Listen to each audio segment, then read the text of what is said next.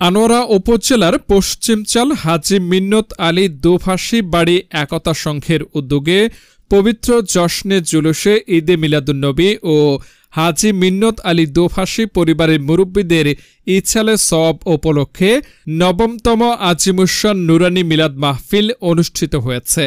শুক্রবার ২৬শে সেপ্টেম্বর মাগরিবের নামাজের পর দোভাষী বাড়ি প্রাঙ্গণে এই মাহফিল অনুষ্ঠিত হয়।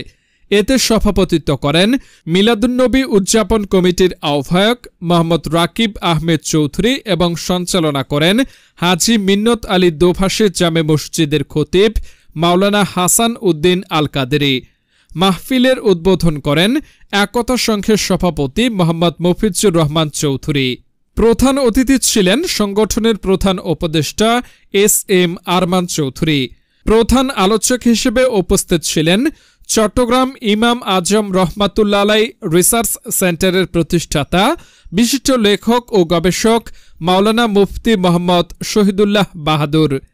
বিশেষ আলোচক হিসেবে বক্তব্য রাখেন আহমদিয়া হোসাইনিয়া সুন্নিয়া মাদ্রাসা হেফজখানা ও এতিমখানার প্রতিষ্ঠাতা চেয়ারম্যান হাফেজ কারি মাওলানা কাজী মোহাম্মদ জুবাইর হোসাইন আল কাদেরী, বখতিয়ারপাড়া চারপীর আউলিয়া ফাজিল মাদ্রাসার অধ্যক্ষ কাজী মোহাম্মদ আব্দুল হান্নান এবং হযরত ভোলা শাহ রহমাতুল্লাহ আলাই দাখিল মাদ্রাসার প্রতিষ্ঠাতা মাওলানা মোহাম্মদ ওসমান গনি।